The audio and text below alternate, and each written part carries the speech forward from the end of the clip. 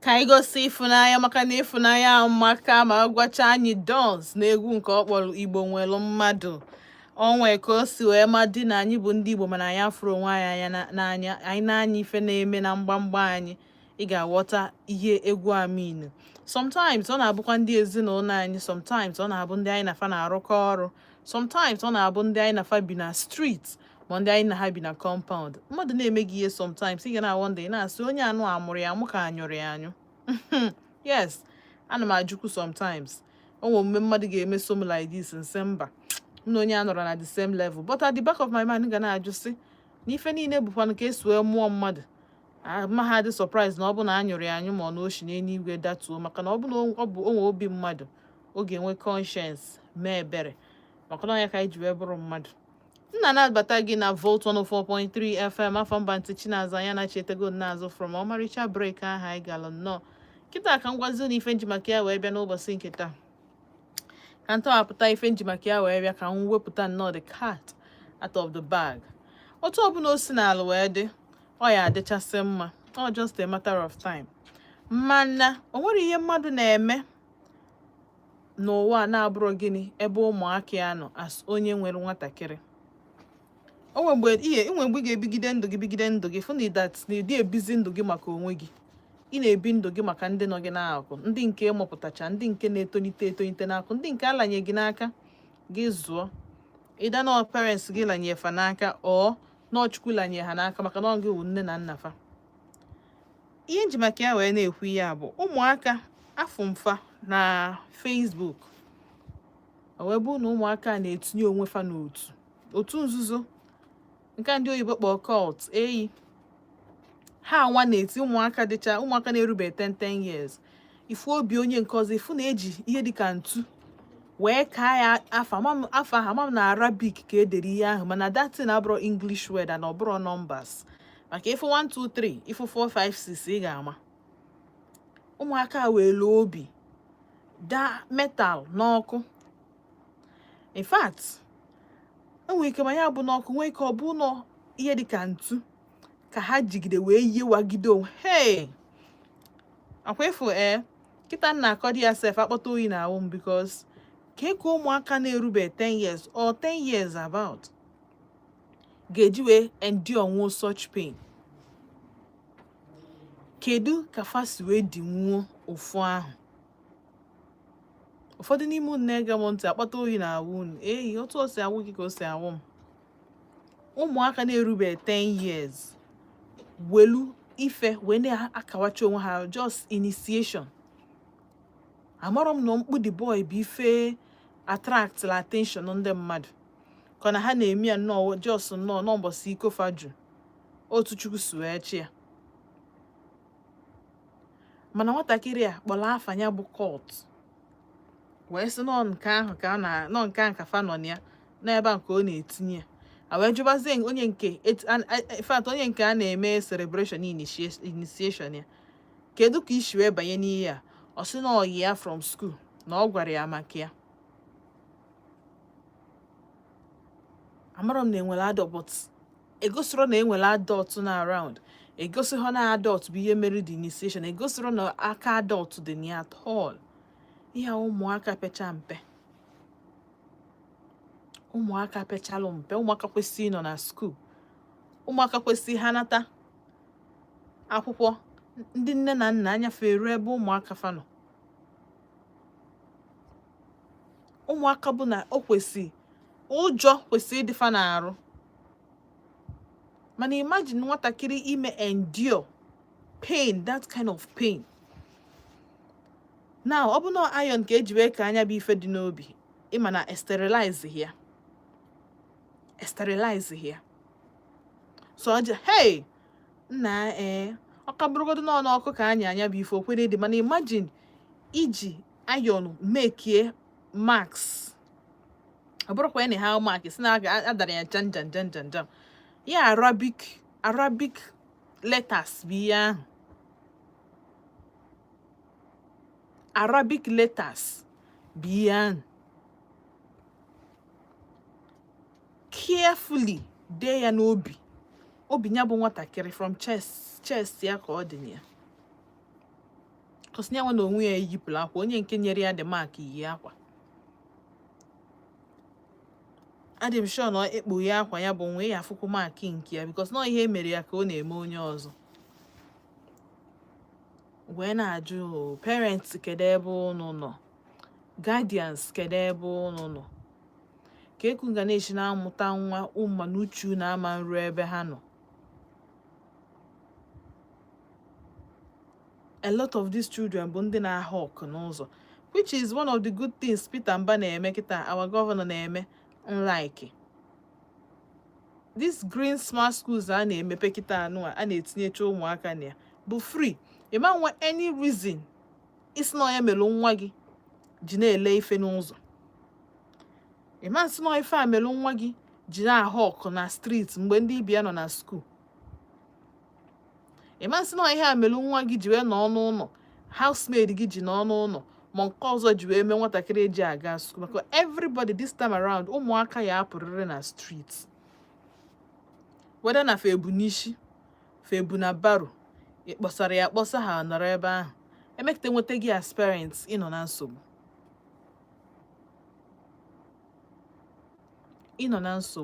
The school is so big that na ọsọkwa ya bụrụ na Enugu a niile na ụmụaka fadị aga school, ọ ya abatacha. But ihe na-agbawa m obi bụ that na ụmụaka achọchara ife niile fa ga-abanye, o wee bụrụ cult, o wee bụrụ otu nzuzo, o wee wele ebe ahụ ndị badela ebe ahụ na-achọ ka ha ga-eshipụta ka ụmụaka dị 10 years. Ọ na-agbawa obi, ụmụaka dị 10 years. Imagine as a parent ebata otu a sị gị na nwa gị nwoke na-ejidere ya ebe ọ na-akawa, ka wee na onye nwa na-akazi aka. Then onye nke akala aka ụdị ihe a, because ọ bụrụ that day ka emitiri egwu ya maka ya kawe anya, enwe ike agwa gị ya prior to that day. Then nwatakịrị gị a na-agwa ụdị okwu ahụ emiti nwụrụ gị sị gị ma ọ mee daddy nekwa, ka emiti gị ime ya ignore, ka emiti gị iwu shovo ya n'akụ si na ogene n'okwu nwatakịrị. Because that's ebe anyị na-enweta ya wrong. Nwatakịrị ya bịagwa gị ka ihe si eme ya, onwe nke nna ha agụ send m na message asị na the mother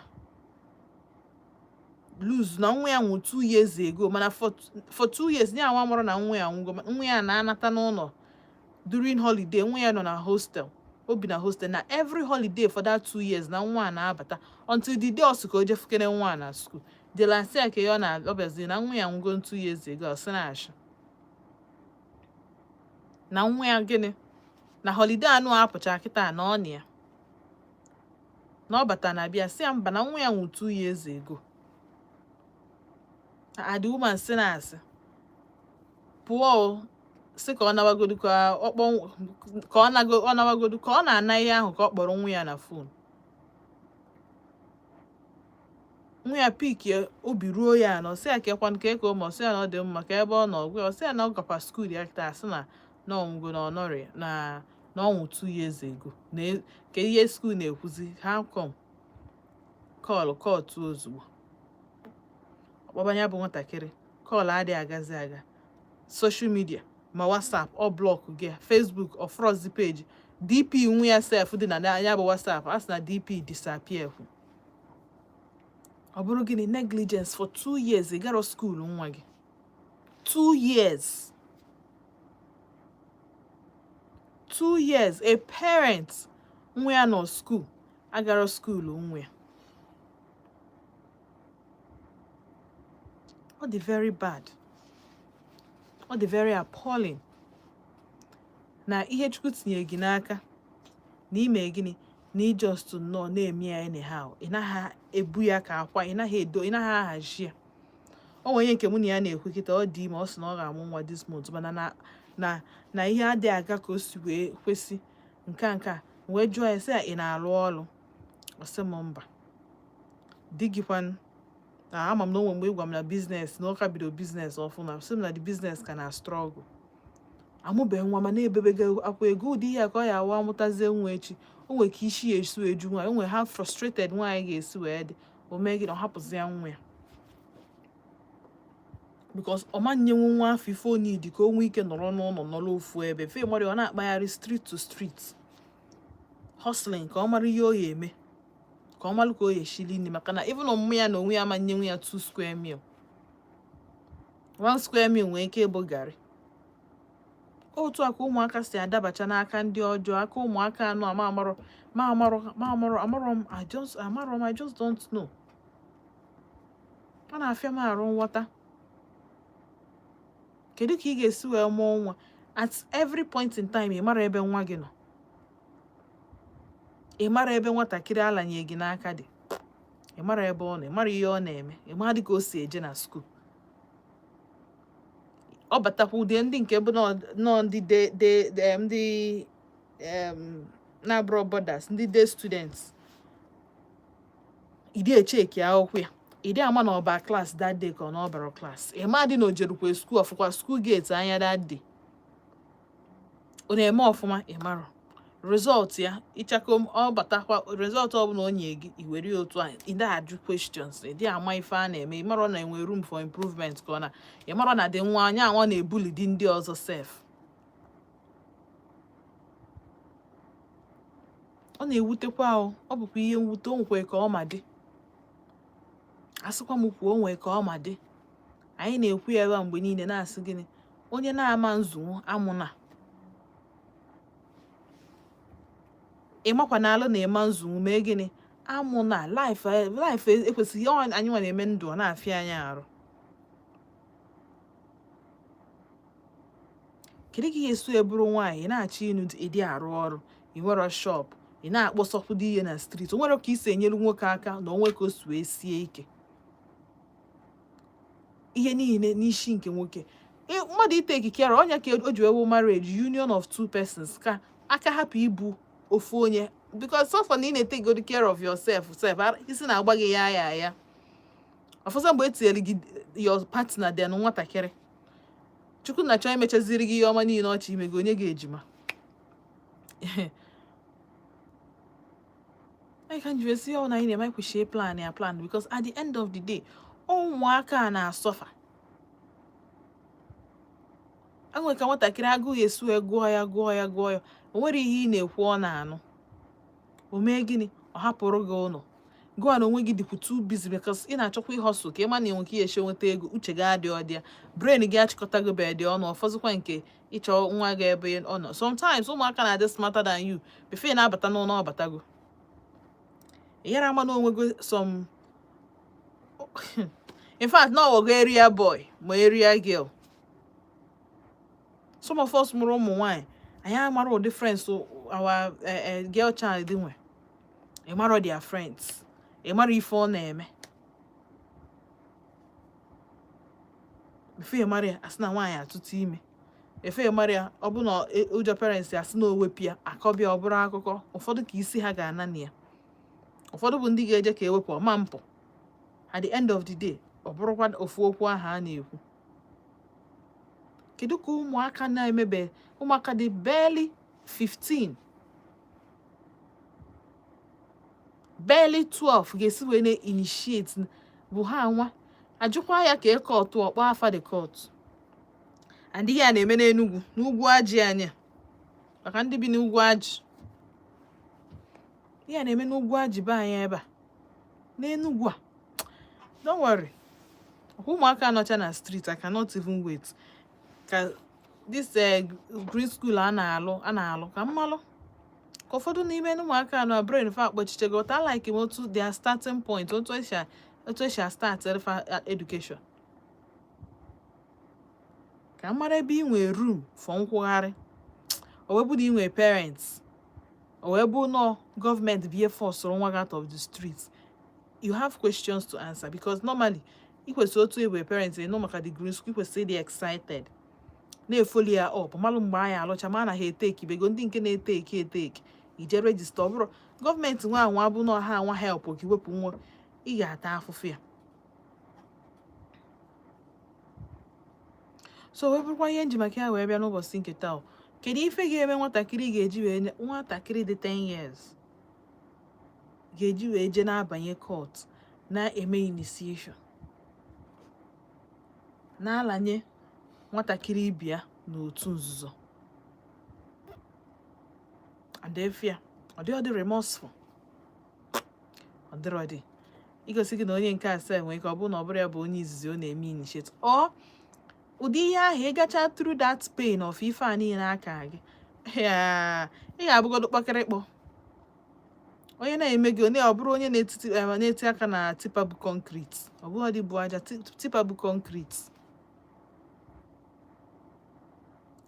Anọ m live na YouTube in case ọ bụla ị chọrọ itinye your suggestion and what you think on YouTube. Anọ m na Vote Odenigbo na YouTube a ị gakwana na YouTube mepee the search space type nye Vote Odenigbo ị ga-enweta m. Tinye aka ebe a gbasa ka ọ na-acha red na-acha mmemme oge bubata gị live na studio.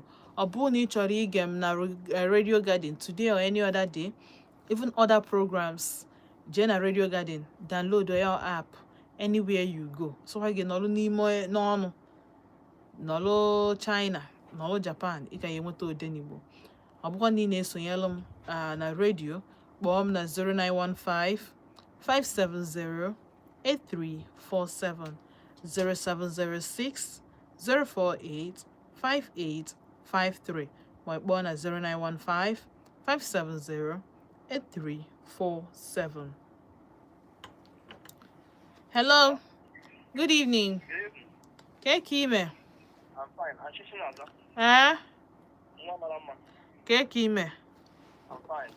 Ka fa gị na ebe isi akpọ m? I'm Dabelechi from Onwe Kishu Enugu State. Dabelechi no. Yes. Gani. Onye na-ekwu ka m bụ ịma na onwe some ndị parents na-azụ ụmụ ha otesa azụ anụmanụ otesa azụ ọkụkọ ma ọ bụ nkịta ma ọ bụ ewu like just ihe ọma bụ obute nri obunye ụmụaka simple. Onwe ndị na-amụ ụmụ na-amaghị atesef na ha ga-atụnye ụmụ ha na skuul. So ụdịka ụmụaka dị otu ahụ ha nọ na denja. But ọ bụrụ parents na-ejikọta aka ọ na-azụ ụmụaka ha o si ike nwatakịrị ahụ abanye n'ụdịka otu ahụ.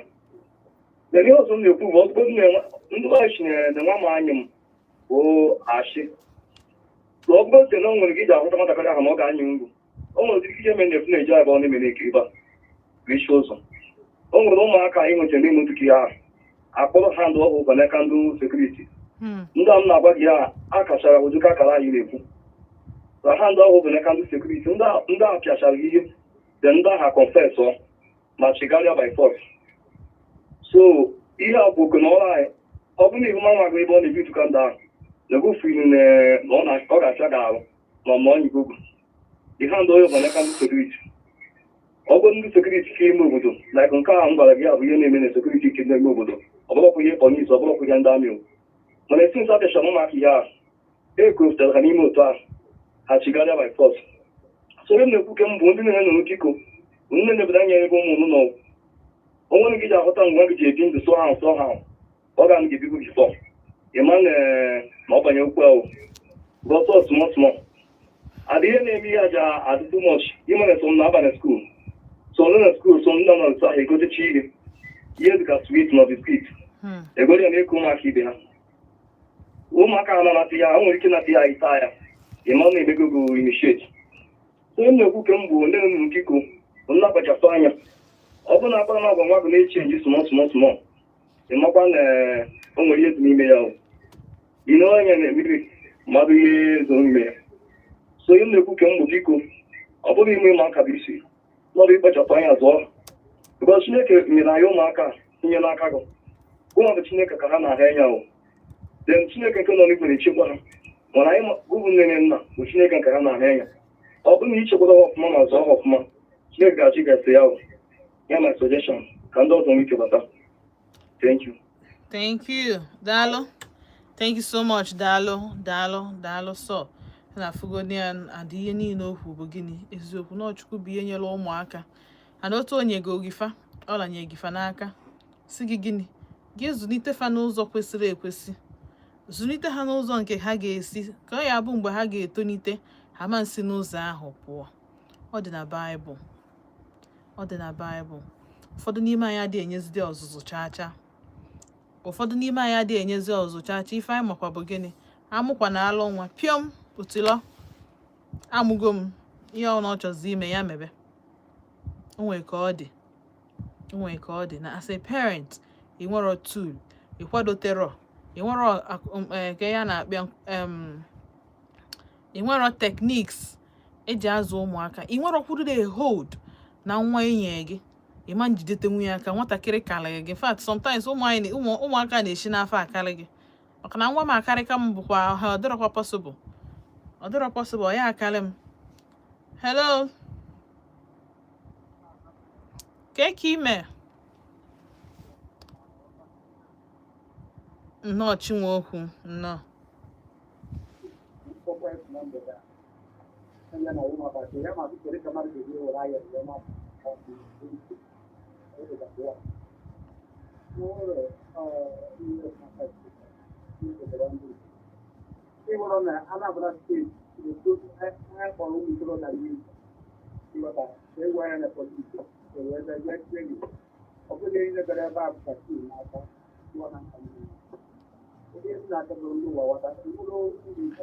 N'ebe ka isi n'ihe a mee? Na ha bịa for gịnị? Ha bịa gịnị? Oke, ọ bụ na ha buche tattoo. Ọ dị mma.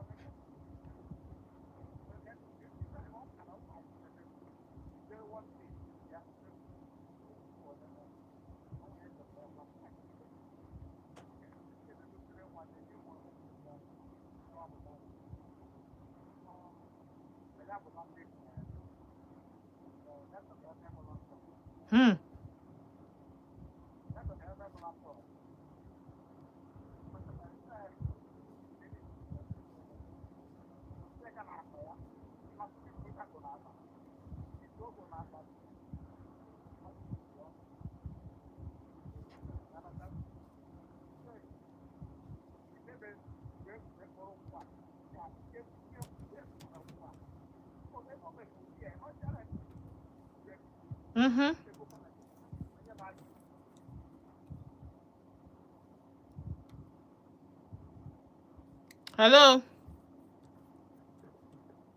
Hello. I'm not doing it. When I got your voice, give you a break, ibe.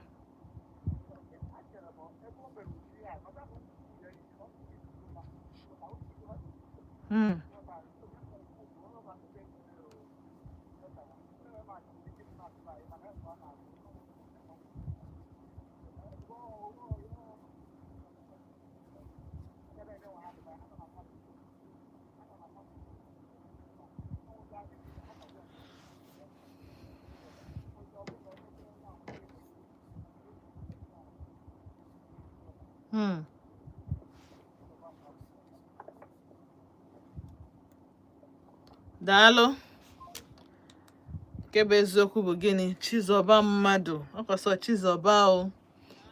Ọkwasọ ọsọ chi ga-aza anyị. Ọkwa ya bụ nke bụ eziokwu. Maka ị na-anya n'ihe a kịta anụ, ọ bụkwa ihe gbamụgharị mụọ na onwe m amụrụ dịka m ga-esi wee kọwa nke ụmụaka. Ọ bụ na m fụrụ adọlt ebe ahụ, okwe m na-edi. Nke a bụzi nwatakịrị tu nwatakịrị. Hello. Ka ime? No. Adị m mma. Ya, daalụ sọ. Daalụ. Afa gị bụ gịnị? Okwuchi from New Haven. No.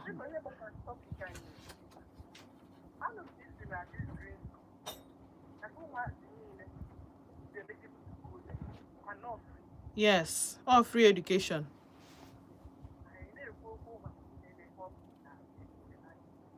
Because of the gap Mm-hmm.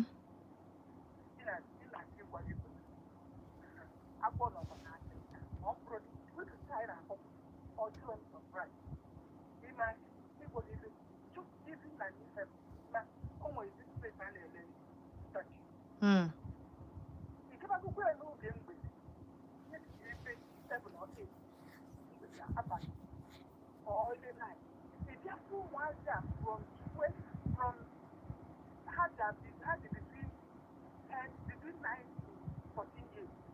Hmm.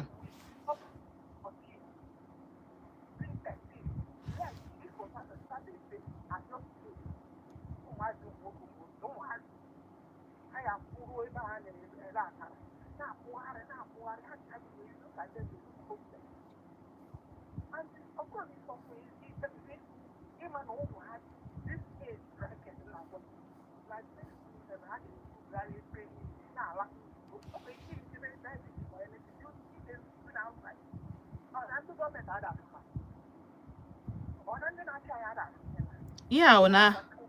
Hmm.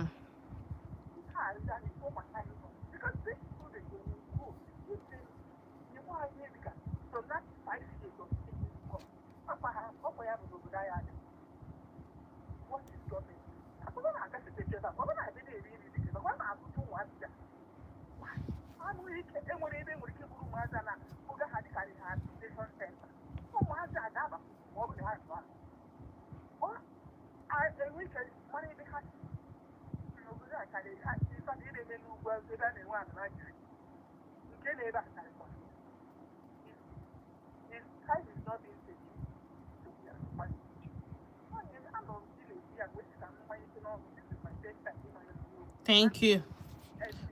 Hmm. Dalo. Thank you so much. Don't worry. You will take it to our notice. I got FIFA Maria. Dalo. Dalo. Even one thing, buna, Umuaka na amande na achofa. And somehow, Hannah is so comfortable in the streets. We from Umuaka have ndị na-achọfa. Ife me iji afụfa bụ na ịdị achọ ha. Ịdị achọ ha. Ọ bụ na ị na-achọ ha, like na a na-achọ ka akpụrụ kọfa. Ịma mfụfa n'ụzọ. All that time ha ma na ndị na-achọfa emego gịnị? Ha apụchago, ha anachago, anakpuchego ha wee lepụtaba. Ọ ya mere because mụ na onwe m mfe ụdị ihe ahụ adị m agbakwa nkịtị, ọ na-afịa m arụ. O nwere nke just na ESVS ebe enwe nke nna ana school. Asị m nna ana school, nna ana ọrụ. Ifucha ụmụaka, sometimes ana m anọgide n'ọfịs n'abalị. Ifucha ụmụaka. Ha na-egwugharị na-agbagharị na main road. Mkpa ofu onye si ya, kedu ihe ị na-ebe eme? Ọ sị m na mmụ ya na-ele afịa. So ọbụna some of them bụ ụmụaka parents ha na-elecha ndị provision ma ndị na-ele nri nsi oke. My ife nji ana n'ụlọ alahụ ụlọ ọfụma bụ na oke na ụmụaka nwere parents nọ nso, but ọ dịrị enough that na ị na-ele nri nwa gị nọrọ n'azụ na-achụgharị nwata. Anything can happen. Anything can happen. That period, that time, but time ụmụ ihe ọjọọ anụ adị emegasị. Because ịdị busy nọ n'iru ọrụ.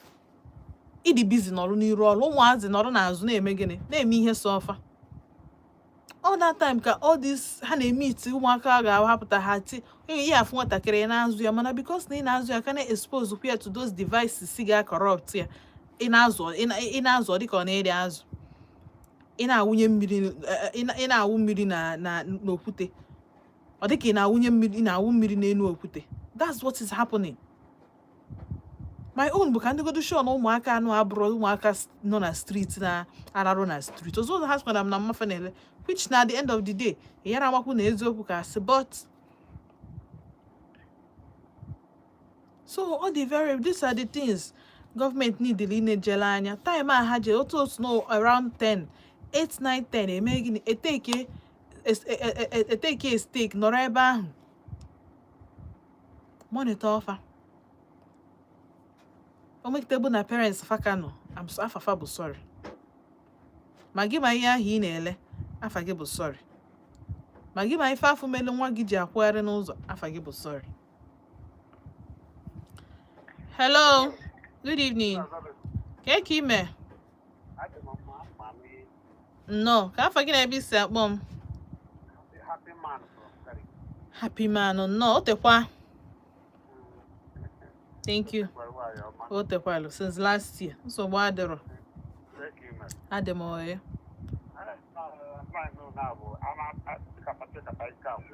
Hey ya.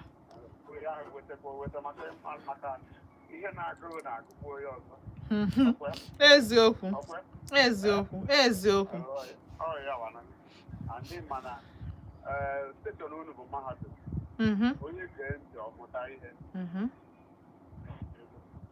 Isiokwu dị na-ekwu tata ọ maka mana ebe ọ tọpụta ọ na-aka mma bụ amụta nwa ka a zụlite ya n'ụzọ kwesịrị azụlitekwu ya ahụ ọ ga-esi ike ma ọ bụrụ na nwa ahụ bara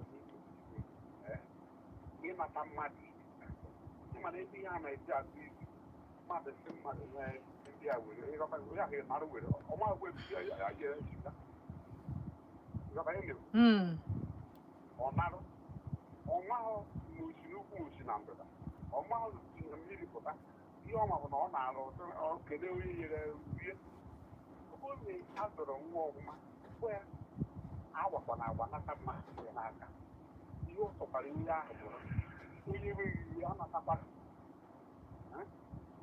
onye ahụ ga-adị obi maka ọ bụ maka na anyị na-adị okwu asịna asị ekwesị mana ọ onye kwekwe ekwesị ọ bụrụ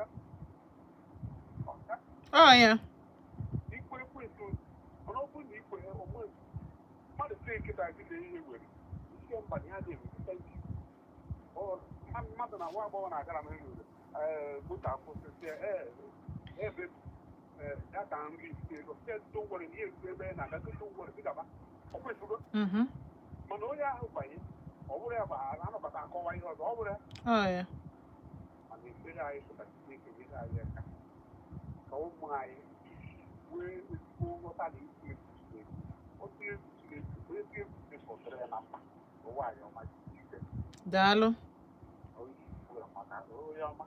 daalụ sọ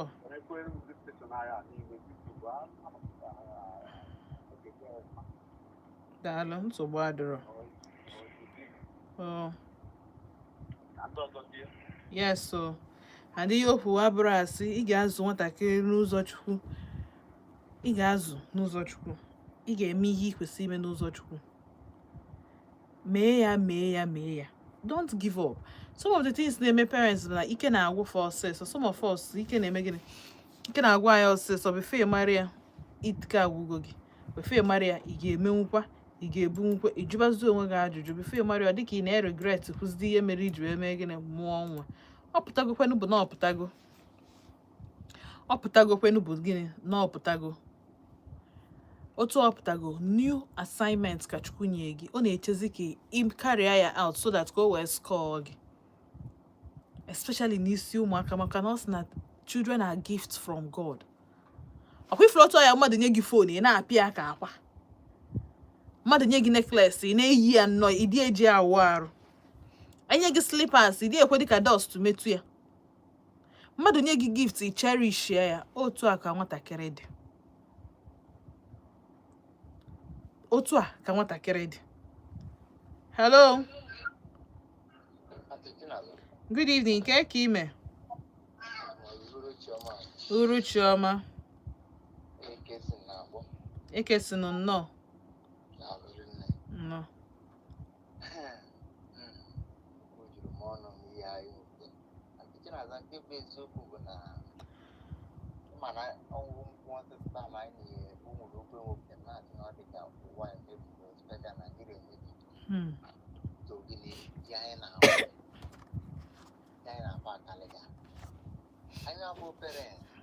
like ụmụaka m jide nwa ọ na-anọ na skuulu anọ na yard anata mmadụ ihe ejibe gwagwagwagwa dịka m kwuru onye mpịacha anya ihe m ga-apịa ọsị dadi na ịbọ mmiri awọ nwa ije skuulu ọkọ dị ya two of them na abụ nwoke na nwaanyị I want to be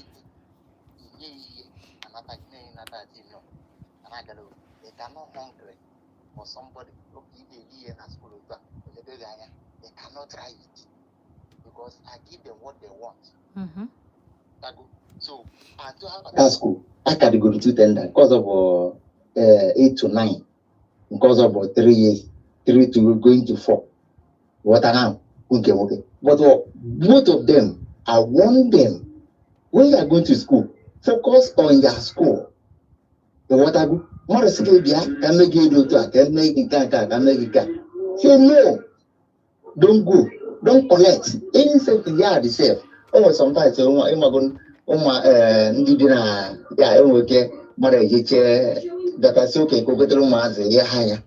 If any they will have to bring it to me or their mother. What I could say, mommy, two person bought this and share for children that what I could. So me, I come here and me, I'm waking at that thing. I'm going to wife to be one. Yeah, me quite ready because why I hate the like at the moment. So okay, we're ready. I hope I send so. What I go before my kind yeah. What I go. This will be not going years. So can years I was I didn't want. My daddy beat me. Don't take one day 3 years plus. So coming to that initiate on home matter. What I can be 10 years, can you know my carefully like that's gonna work. What I can be 10 years. Can you know Madonna? Can you know Madonna? Give an or is Chris society to show that okay, you put out was almost and to book parents are that. What I really think is that Obi the salary Onwe of man. He check here, Obi the somewhere of man. Sometimes your parents are going, Ma, they are here, they can say that. You put them in the beer, what you have the truth. Open why mama, a meeting one like able to all boss you know enjoy questions. But our parents are no longer doing it. Some of our parents say they make it. Yeah, business, go just educate better. Sometimes what I claim myself, what I claim body order, or make ginger side open at the throne 1 million at cha. You business. You put a guy in the one that I am nagging, green with it again. Or again, in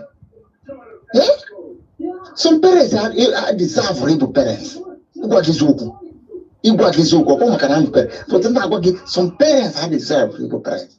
Can care of their children. Each other, every month again. Kaka, cake as I got school. You want to do the body school. You may even send. Kiriko Sagana body school on. Some own can now watch concern bullying. Can edu.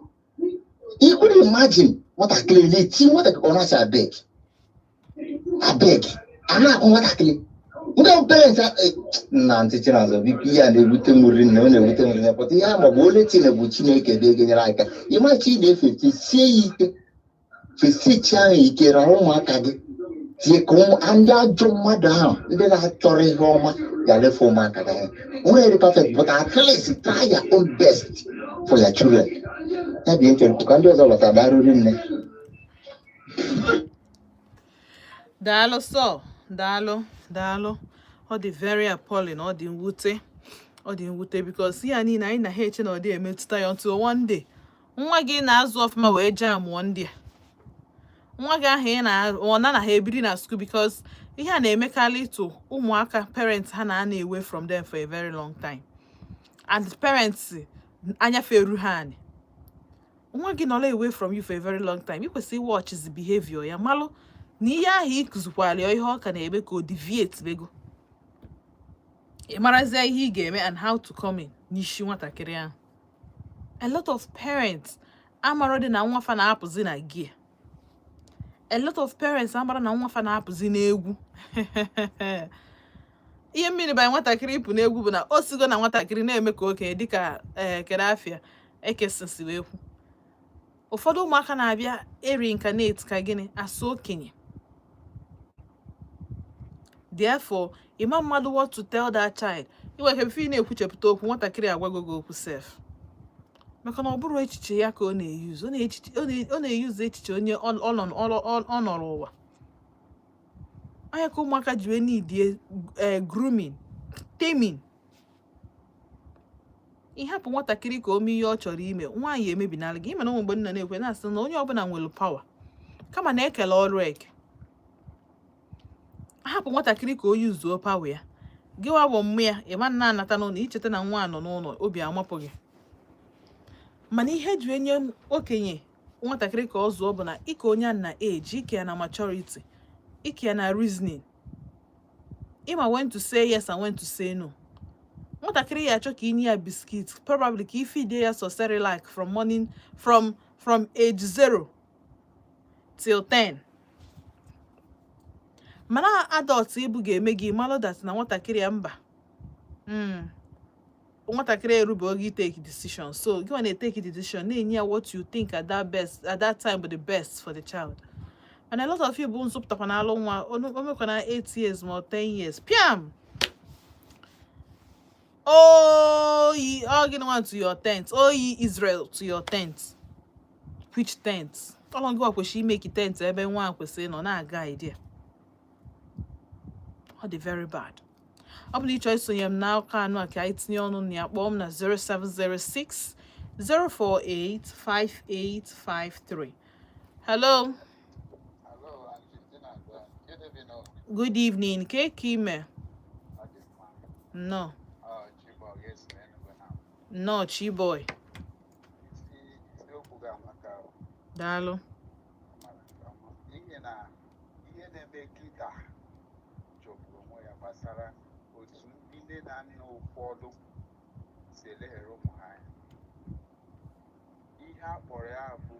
Gift from God.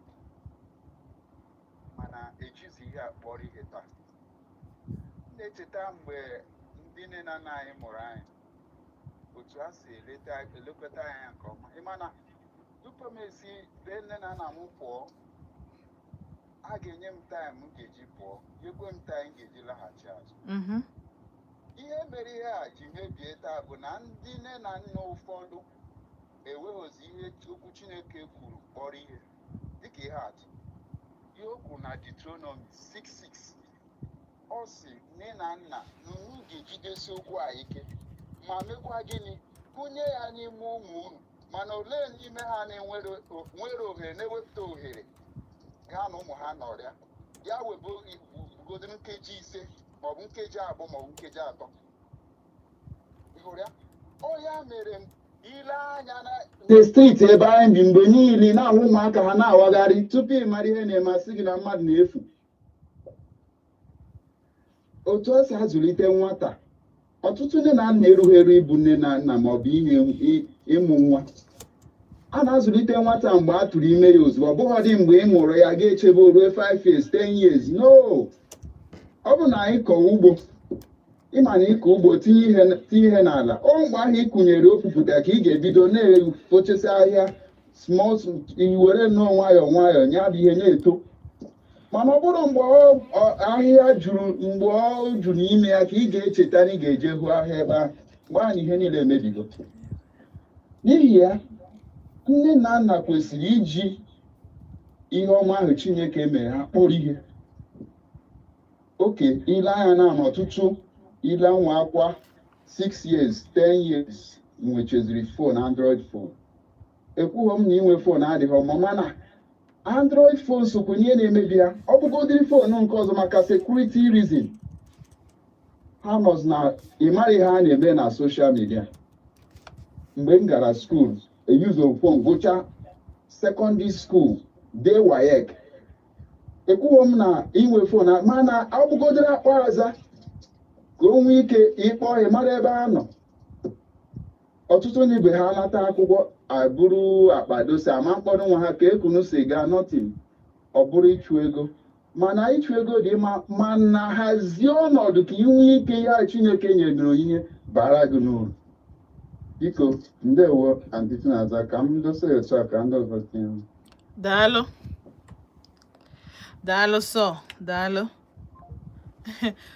Ee, daalụ sọ otu isi wee kwụsị nnọọ ozi gị ọ bịa dịka mmadụ abakwudo gị n'ebe ị nọ na-ekwu okwu mana otu ọbụla o si na dị daalụ.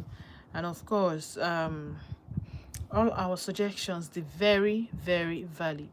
Suggestions anyị dị gịnị very valid because n'ihe niile m deduce go from ife anyị kwuo nwere onye sọpọtụ onye bụ nwatakịrị onye sọpọtụ ụmụaka na-abụ nwere onye sọpọtụ parents ịhapụ throw caution into the wind ebe ihe gbasatara ịzụ ụmụaka onwere onye laikiri onwere onye si na ọ dị oke atọ. Kedu ihe mere ụmụaka barely 12 years because abịa m na-erizi na ihe ahụ abụrụ ntụ ọbụna ntụ ọbara ya na-agụsịsị nwatakịrị ya n'ahụ mana ọ bụ na elele ihe n'ọkụ ya ahụ ele n'ọkụ ama m kwe ka ọbara lee gị na na-agụsịsịa gị n'ahụ ọ ga-adị ọsọ na-adị easier inye mmadụ mark with iron dị ọkụ karịa iron adịrọ n'ọkụ ọ ga-enye gị I doubt n'ife afọ abụ ya wụ hot iron hot nail ka eji wee menya bụ mark and ihe abụrụ ordinary mark ọ bụrụ dị tattoo ihe a bụ ihe ka ede words or letter or rather letters ka ede na Arabic ọ dị na-asụsụ Arabic bụ ihe anyị kara ịkpọ ofe mele anyị the thing interpret nwatakịrị otu 10 years 11 years kedu ebe o si wee fụ ife ode na-arụ onye ụmụaka agago fa nwere ihe ịchọ ịgwa m abụrụ ụmụaka agago fa ha agago fa ke gwa m ihe ha na-achọ ebe otu nzuzo dị at that age kedu ife bụ ife afọ ọ ka bụrụ na onye toro eto isi na onye ahụ enwere confidence na ọ na-achọ ịrọ ọ na-anọ confidence ka ọ na-achọ na ego ka ọ na-achọ gwa m ihe ụmụaka na-achọ ọ na onwe nke ngụta yesterday ka nwanne nya ndị otu nzuzo kwa na-achụgide na a na-achọ the boy in fact na-amụ ya ama onye Igbo be anyị na Lagos afọ obodo a na Lagos anụnụbeghị m onwere ihe ngụgidelu current affairs ngụtagoro afa Lagos afa side ebe ihe ame ọ bụrụ gịnị birthday ya bụ week anyị nọ na ya ihe na-eme ebe Wednesday or Friday ebe Friday ma Saturday birthday that boy bụ week a wedding ya bụ next month birthday ya bụ March anụ a this week ibe anyị na-acha ebe mana birthday ya bụ na gịnị April fix go date akwụgo ụgwọ hall emego wedding emego suit ka efe gburu ya na a na-achụ ya court in fact na ama the boy ama fine boy ifu anya this boy ịbụrụ nwaanyị ifu anya nwatakịrị nwoke a hey ihe asị na God dey create and oyi white na agbara egbe nke izi ọdọji ya still ọkada ọ nọkwa na ya ọsịdị ọkada ya na-agba ọsọ ama m ka ndị a shiwe chukwu dị wee chụbataruo ya ma ebe ọ kwụsị amụrụ m ka o si wee jekọta eje ebe afụzi picture send bụ na n'ime uncompleted building si na amụ ya ama na ifukwa onye adị m sure na onye a na-aga n'ụzọ asị gị na ọ na-egbu arụ na asị gị na ọ na-egbu asụ nwoke ka hapụ arụ asụ nwoke asị gị na onye anụ a ya egbu nwa agwọ wita okwu ya ma nkweta ọfọsụkwa igbu mmadụ agwa gị kịta na onye a ga-ememi na nwa mmadụ yara ekwete pụta achụgidere ya onye Igbo bai wedding ya bụ next month birthday ya bụ this week anyị nọ na ya to what end kedu ihe ị na-achụ ibi nwụrụ n'ezigbote ịnọ n'otu nzuzo ibi nwụrụ n'ezigbo ụlọ ibi nwụrụ na good area kedu ife ị na-benefit kịta girl kịta o megoro ego n'isi ya ama m onye ọ hapụrụ the girl now o mego ego n'isi the girl aplan go o mego that girl ama m na semi widow ka o mere amara m ụdị ndị anọ amara dị m na ha ya bụ full time widow ka ọfa ya anụ otu anụ ahụ nna mmanụ ife court bụ gị dị anyị ma chọrọ nwoke ọzọ were gbaa akwa card ebiaria card biere change afa n'ife ndị ebigoro afa n'ime would do that hall because it chọbụrụ onwe gị ndụ mụnwa ka ị chọrọ depress chọọ nwoke ọzọ ozugbo ụmụ nwoke chọrọ ịnụ nwaanyị ụmụ nwaanyị nwere ọgụgụ isi kale convince the man ozugbo because all that preparation afụfụ a niile atacha ama nna n'iyi mere onwe gị next month dịrị 1 week mee acquaintance with moreover ndị nne na nna anyị mgbe fa nụrụ anyị lọị marriage ọ lastịrị karịa dị nke a kịta asị na anyị ọyị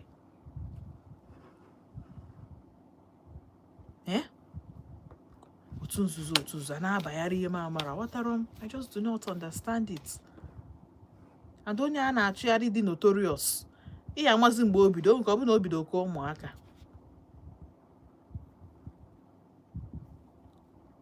ọ dị egwu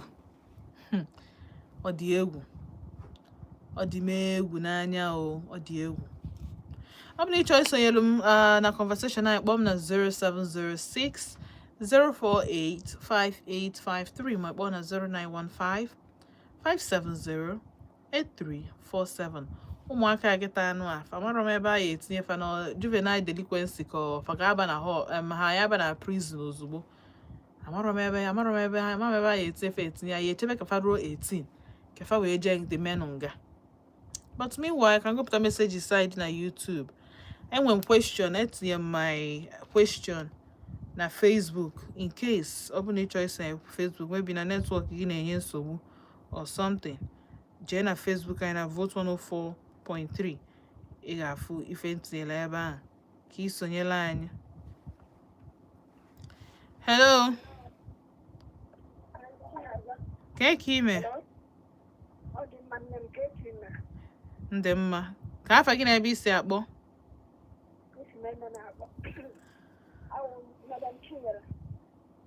afa gị bụ gịnị? Mommy Chinyere nnọọ nnọọ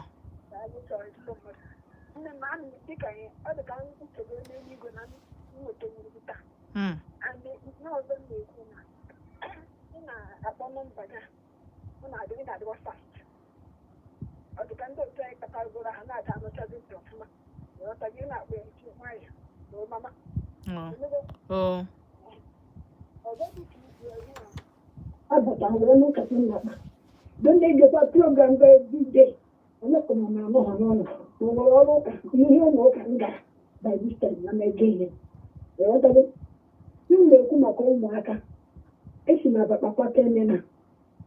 I'm only to that one because I'm going to have if I Jesus Christ.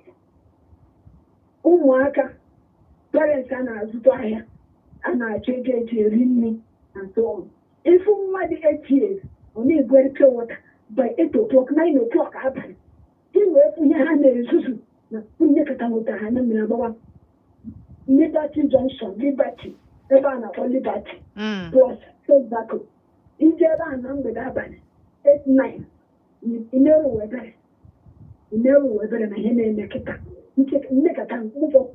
Nana, I said, I can do that. But you got to get down. One I think on a Nigeria called the video will make Kenya. Makanoko no medical, medical. Brother Korea, one of the Henry, looking in the picture. Whether you go, you can't go out. We have a minute. Come up on Obadana upon Nigeria. Now we're looking now, get a Obadana upon Nigeria.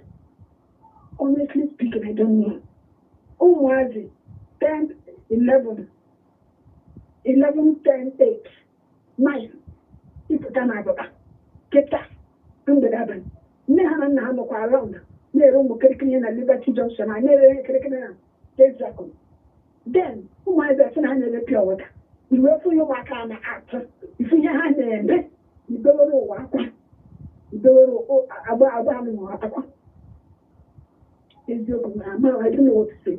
You go on. I'm a grandmother. You don't know put out time. You call wow for me.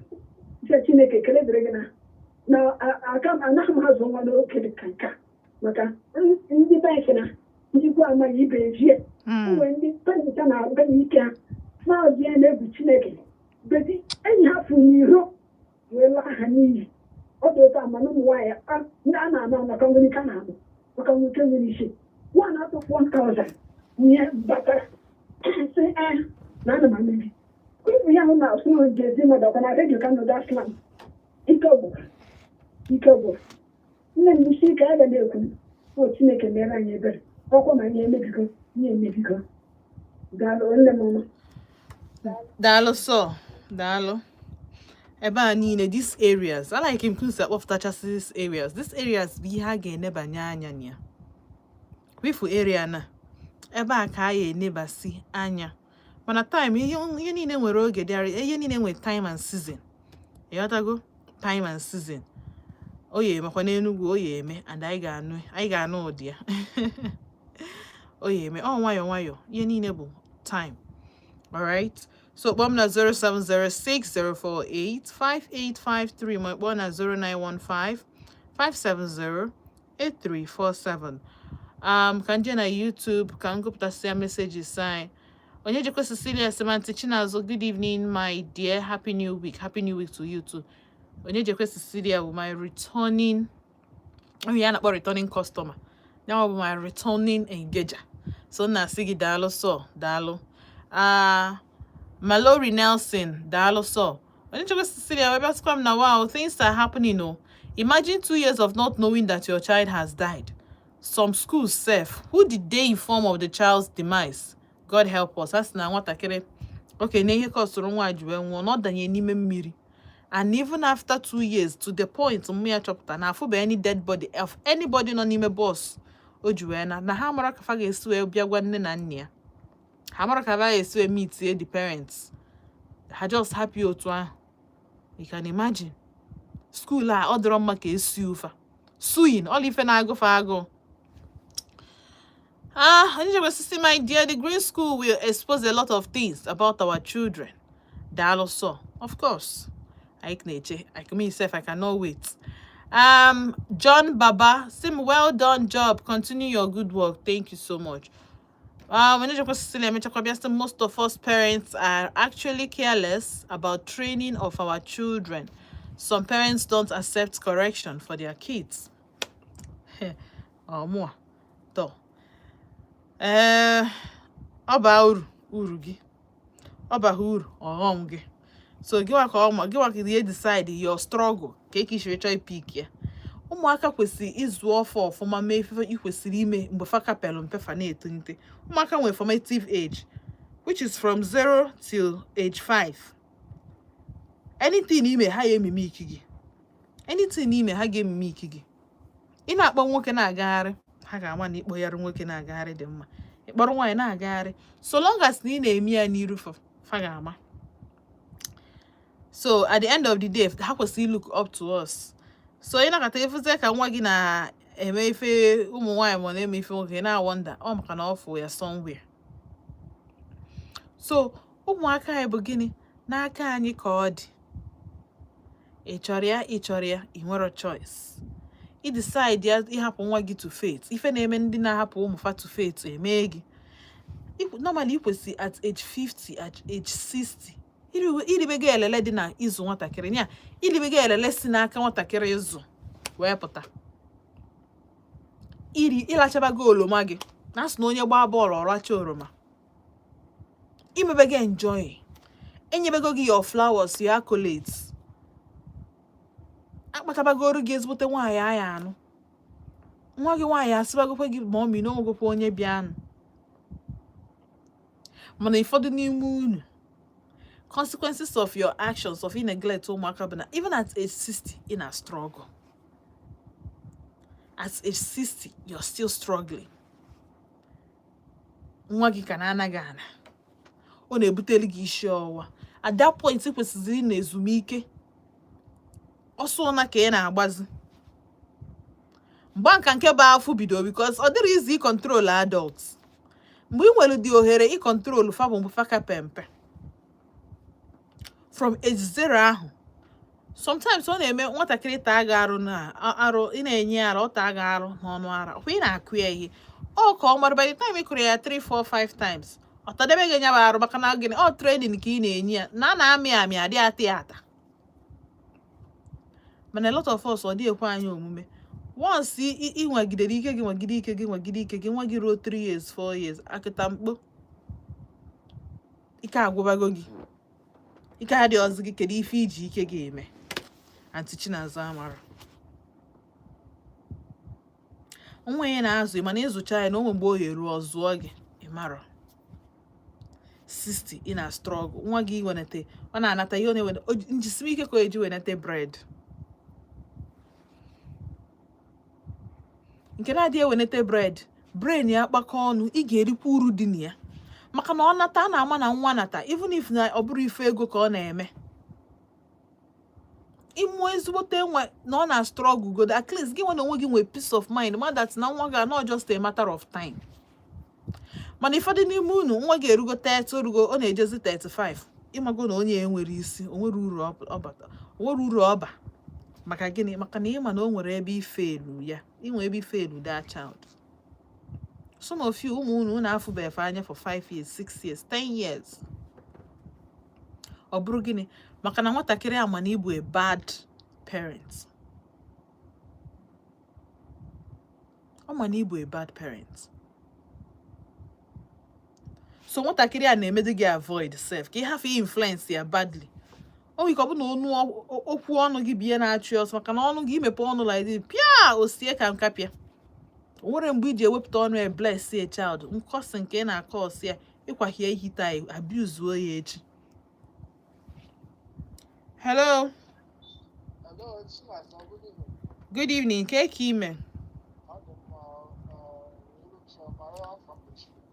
afa gị bụ gịnị Chinedu yes ka ebe isi akpọ m nnọọ gaa n'iru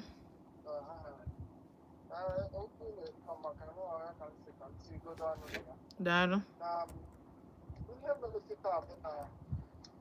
anyị nwere ezigbo moral decadence na-atị obere na nke anyị Igbo anyị ebe mụnwa maara ọfụma ebe mụnwa onye mụnwa bụkwa ebe m n'otu bụkwanụ ndị Igbo mụrụ mụ n'oge m na-eto amaalụ m otu esi zụọ anyị mana otu esi azụ ụmụazị kịta ị na-anya kịta na efe na parents enwere kịta bụ social media parents so parents niile na-abụzi ndị social media enwere osiri parenting kịta anyị ihe ọbụla na-emezi kịta na parents bụzi na nwa m ga-adị ka ibi ya ọ bụgodoro na ibi ya dị njọ ya dịkwuo njọ ka ha ọ ya dịkarịa ha na njọ so then with the competition now n'ebe ụmụaka na na parents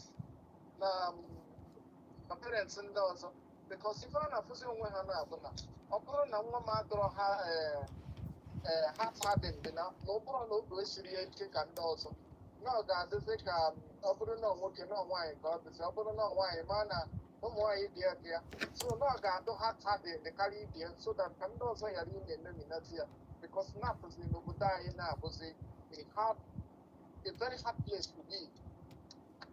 So ihe na-akọsi ihe abụda na anyị nwere high rate of autism today n'obodo anyị. Ezigbo m nọ kịta ha m ga-asị gị that na egbuo 20 boys na 15 n'ime belong to one cult group or the other. Ihe a bụ ihe anyị ga-asị that na ọba asị that na eziokwu ka ọ bụ. No, eziokwu na some of them belong to the agro as violent as ụfọdụ dị. Because na enwe ụfọdụ ị ga na-aghọta like ị na-ege iche ife ụfọdụ na-ekwucha not because of na ha nọrọ na school. A sị m nọọ ezigbo tasị na ọ bụrụ matter of school na ụmụazị na-eme eri these days. Mụnwa na-ekwu ihe atọ atọ a agala akwụkwọ but na-eji m erichi period m with a lot of people who go akwụkwọ for marketing laws before we go as akwụkwọ my own personal self. But my lifestyle, the part of from even take out one on a school because a lot of children not corrupt from boarding school. And boarding school, abroad school in Umuaka, not school in Dogran, ever lived to my Asimo. In any day parents. Because Namana didn't know because I am the habit of that. Na mụ amụtabeghị beta na m afọ a lot of parents na-akpọdo nwa obere nwa injectie na boarding school ọ nọrọ dị ihe ọbụla fụtakwa that place o were ya So ọ bụrụ na a na-akụziri ihe ọbụla dị njọ, ọ ga-amụta ya n'ebe ahụ. Before anyị ga-abịa visiting, ọ bụrụ once in 1 week or 2 weeks or 3 weeks or a month ka ị ga-abịa visiting nwa gị. Ihe ga spend bụ in less than 2 hours with nwa ahụ, ka m were 5 hours of a whole 1 month ka ị ga spend with nwa month. Then nwa ha spend their entire 100 and something days with strangers. Then I put it out again. 130 days or 120 days ọ ga-anọ with ndị before ka nwa abịa pịa anya. Ihe ọ mụtara dị agafego ihe nwa kwara ịkụziele in less than 2 hours.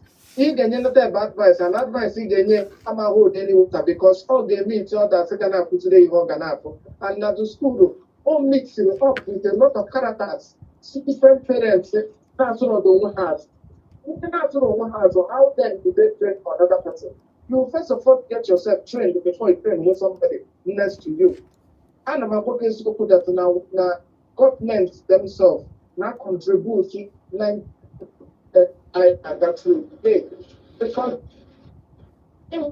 houses of representative, houses of assembly, and when you the National Assemblies had a main laws to protect namely provision for the child, namely law parents he had to make laws about how to bring down shops, bring down increase bills so they suffocate parents to the extent that parents today and find out how to feed themselves, to feed their children. All young parents today don't have time for themselves or their children because bill can who are the saying how much I find it difficult to survive. Talk more than someone one. And if people don't give birth to 2, 3, or 4 years old. But at times I am a man and I'm in my late 30s now. And I feel really bad that I'm it can frustrate me or force me in one way or the other to have a child. What if it's difficult today not to feed myself concerning the condition in Nigeria the name here tata. Then one can I'm fine the fire difficult. I know confidence for school that they ask them freely. Government did go from India put a spirit in a guy how to how to accommodate these children among us. Each don't want to gonna street tata just call him mayor, but on a mayor and what call her here. The following words mayor in a prison. Wow, if stop to go the suffering of that child, which you have not done anything. The children no way na because the parents ain't well always create the parents today. In Africa, shop in the various places in about shops. They just survive. Go they feed their little children and with the government have to the shops. What do you expect the parents to do? Haga broke walking in the streets. The children there on the left like half an hour then they recruit criminals from the street boys. It's very easy that they recruit criminals from boys in school, whereby their parents are feeding them. At least I have future plans for their parents. That is what parents need to do that. And nanya now for Malaka or school. Here the school, here to continue into practice. School line here is very bad today, and here another social media don't a little child who never live at in school. Parents today now cause of problems. Do you know that now that child they will take kata and for the parents will have only no way. Now the parents will go in to prevent any punishment for that child. So the Akoko Gallo one certain year, about 3 years ago, for 4 years ago, about Sylvester, one small boy and a hospital Sylvester, able to school, but substance area. In June, got to Tata, every children are who many every father. They take it going somewhere else. That means it's not encouraging for children not than they have children to misbehave because one, their parents in one way or the other get protected. If spend because the time when one big fan of my only and a bank at one certain time, I'm going to say that offer romance not gonna sue.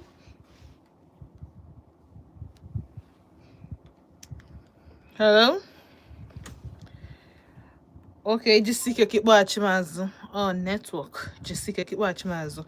All right, so I'm not the number. See, I our guests. the special advisor to the governor on education innovation. Now votes FM. No ODENIGBO. I'm not that day, but I'm telling you, Obuna government ga-eme ihe ha kwu. Ọmam dịka the normal, which I n'anya ife ihe Peter Mba na-eme, which he has been doing all the very one of the active governors anyway now in Nigeria. One of the active governors anyway now in Nigeria. And Otu Dr. Chinyere Onyisi, who the essay to the governor on education innovation. Otu swear where one parents want anything. Gas no nya when they hold back the children from in gas school. School fees be free. Feeding be free. How we feeding? Madu feed the elegant wagi once. Ima feeding with that child twice. A feed the wagi once. Can't you feed that child twice? In my hobble for like in my how many kids I get melu this kind of thing. So it won't any reason you say na aka na ebugi. Right now he has to give me again. Hustles there for feeding no natal school. Happen maka education. I got chinye ha kwa school fee, school uniform free. Textbooks free. It's more of technology. So and won't any reason any parents say sekita na where no. Or na aka na ebu ya. Nwagi basically if only need education and clothing. All you Umuaka need. The government decided to provide 2 for you. So chozie ihe ga-enyezi nwagi in terms of ndị na ọbata school. Then akwa, of course akwa oboro na imam menwe na afford akwa ije na ogbete. Akwa ụmụaka ị ga-epik nwa akwa ụmụaka 500, 800, 1000. Inwe ịdị lucky ife onye ga-enye ga-achinye ga akwa dash ya ga akwa. Everything now government take it upon themselves. Yes, I ga-emeru na ihe niile a ga-anụtara unu nwaanyị tọọrọ unu ute, which is what they are doing now. In terms of ife ụmụaka, the plans the government nwe for ụmụaka in terms of ife grade school I am very very pleased with it. Nke abụrụ nke na asịsị weta handwork na ị ga-eje kwụọ ụgwọ azịza, ị ga-eweta azịza weta ho. Parents are kind of no. Ụdị ya ha adịrọzi. The days of apụta ụmụaka na-asụ ahịfịa, a na-akọ ubi. Ogago. So ihe nji na-ekwu ihe a bụ nna ha sound ya na abụ ka hapụ inwekwa parents no nwere any excuse. You want any excuse for nwa gị happy ịga school. Education is very good. Education takes you 50% if not more than away from poverty. At least nwa ahụ nwelu okay, can help you see poverty, wretchedness. Because even onye na earn 200,000 naira today in Nigeria ka dey poor. Can we are wretchedness and then on a darkness, because only if education helps you do. Only how you stand out, nobody need you educated. Whether need you at the end of the day make it or not, at least motherfucker man need the bright, need the enlightened. So what when any excuse in we kita isi na gini me? Na diga nwa ga school. He. Na he kwu ya na. E nwekwa any reason. Jezie ya bụ school, malụ ife ikwesịrị ime otu nwa gị amam ọ dị ka enwete amam na-enwe boarding school or something. I don't sure na-enwe because that's they provide the buses gara drop fa ojije na nnata.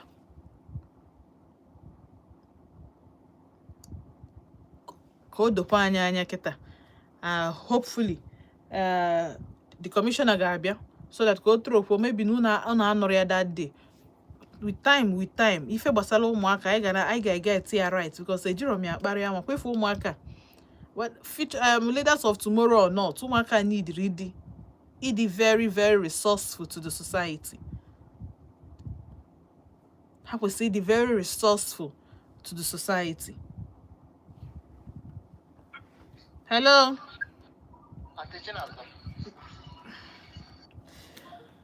ebe ị nọ dị very noisy, so ọ bụ na ị ga-apụtanwu ebe ị nọ, ọ bụ na ị ga-apụtanwu ebe ahụ ị nọ ka anyị kpaa nkata. Hello. Good evening. Ka ime? No. Yes, so I know a good year. Dal.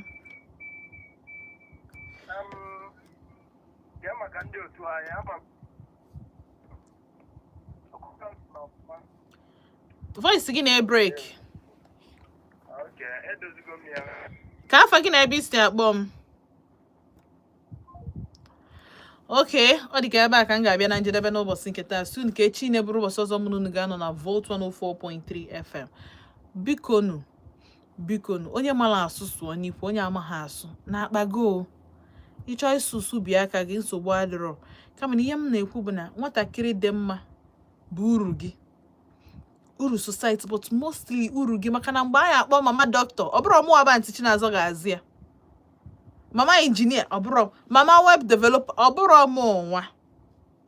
Eyi, ọ bụrụ ọmụ. Ọ bụ na nwa gị mụtazikwa ka esi asụ oyibo wee bịa rụba na radio station. Ọ bụrụ ọmụ ka anyị akpọ mma broadcaster. Ọ bụrụ ọmụ a. Ọ ngị. Ọ bụzie na agbụ ya shiziri ike, ọbazie TV, probably na-emezi ndị politicians interview na ndị otu, all these big men. Ọ bụrụ or even online influencer. Yeah, the basics. Ife niile gịnị me? Ife niile education can help your children be. Education can help nwa gị ebe ọ na ọkwụ with ụkwụ ya na abụ.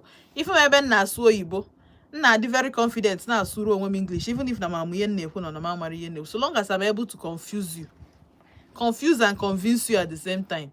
Ibunye m ego gị na mpụta ntinyelu ndị Volt FM advert na radio. Ọ ihe education ga-help gị ime.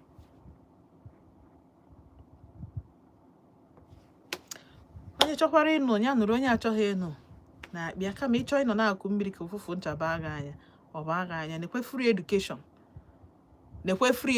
Mụ nwa na onwe m aga akwa private school, nke nji aga missionary school, ihe nga community school. Nekwe free education. Standard nke a karịkwa, standard a na-arụkwalụ ndị Enugu na Green Smart School a karịkwalụ community standard. Onye chọkwalụ ịchọrọ billionaire, onye ji cash, terminal money with akwa ụdị ndụ ebe a nọ na-atụ bie millionaire, trillionaire na-agụ m sef, mana nwayọ ka anyị na-akọ ọnya bụ ọka, ka anyị na-aga ya bụ ubi ka ọ ka na-acha ịghọtago. Nwayọ o nwere ego mbute ma mma, but ibuo ya in the right way, iribe elele ka ọ dị n'echi. Ndewo.